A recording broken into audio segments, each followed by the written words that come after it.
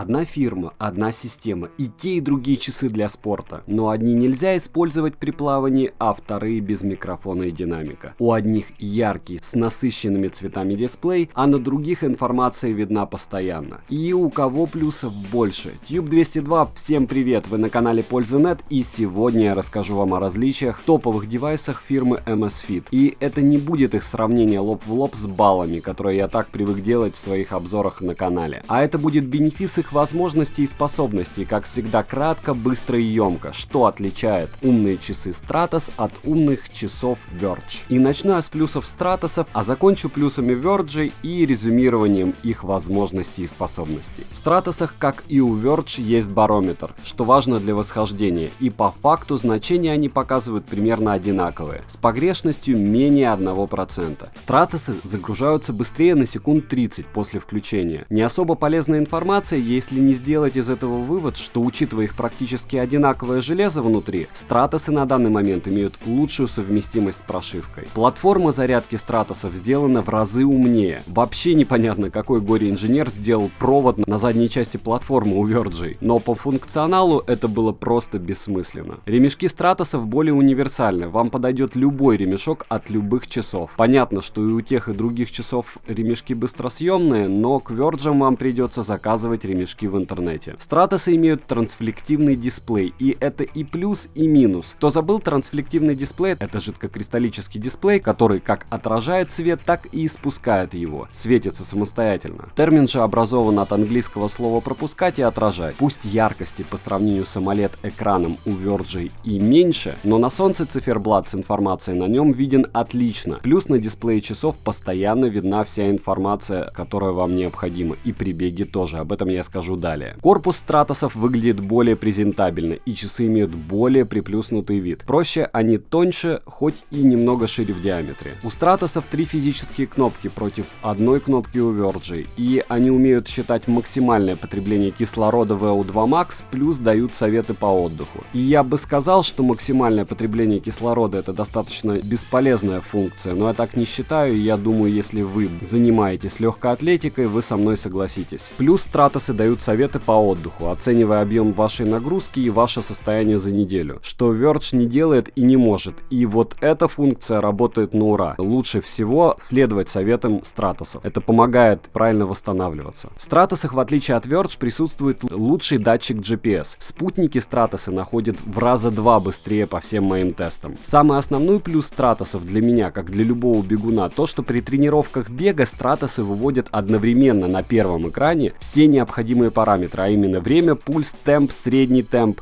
Все это видно сразу. В отличие от тех же Verge, которые выводят пульс на отдельном экране. Мне это безумно неудобно. Да и еще раз напоминаю, что у Stratos'ов всегда видна вся информация при беге. Нет необходимости активировать экран поворотом запястья или нажатием на кнопку, учитывая, что, к сожалению, жесты у Verge не всегда срабатывают. Ну а самый главный отличительный плюс — Stratos'ы отлично работают в бассейне, считая грибки и остальные параметры, а с часами Verge даже в душ производитель ходить не советует. И да, я в курсе, что заявленная защита от влаги и пыли у Verge IP68, и она должна позволять им не бояться воды. Но они боятся, и программы для плавания в них нет и не будет. В Stratos'ах есть бесплатные программы тренировок, что является таким неплохим бонусом. В Verge'ах их нет. И для любителей это, я думаю, тоже будет довольно важно. Теперь плюсы умных часов Verge. Первое, они значительно легче, 46 грамм против 60 грамм у Stratos'ов. И если говорить, что и то, и другое легко, может быть, но по весу они практически на 20% легче. Стоимость Amazfit Verge относительно Stratos'ов также на 20% ниже. На Pandao, который я не рекомендую, чью скидку вы можете увидеть в описании, они 6600 рублей. Stratos'ы там же 8600 рублей. На AliExpress Stratos'ы около 11 тысяч, а Verge около 9-10. Ссылки на девайсы в описании. Verge я покупал на Pandao, Stratos'ы в магазине. Рисковать или нет, решать всегда вам. AMOLED-дисплей у Verge просто шикарен, но его нужно постоянно активировать. При том, что один раз из 10 активация жестом не срабатывает, и это довольно сильно бесит. В Verge есть портативный динамик, что очень удобно для напоминаний при беге и в крайних случаях еще прослушивания музыки. В Stratos'ах его нет. У Verge есть микрофон, и соответственно у него есть голосовой помощник. Мне он не нужен, но приблуда для многих, я уверен, будет полезной, да и диктофон на часах лишним никогда не бывает. И как вы поняли, в Verge он тоже тоже есть. С умных часов Verge можно через голубой зуб при помощи телефона звонить. Это, конечно, не лучшая гарнитура, но это удобно. Можете набрать любой номер или выбрать из списка своих контактов. Что довольно круто, с iOS системами функции звонков работают тоже. Тачскрин на Verge работает значительно лучше, но напоминаю, что физическая кнопка здесь только одна. По моим наблюдениям, на Verge значительно точнее пульсомер, но возможно просто мои стратосы уже довольно старые и на датчике ППГ стало слишком много царапин. У Verge имеется интересный фиксатор на ремешке, чтобы он не мешал и не топорщился. Фиксатор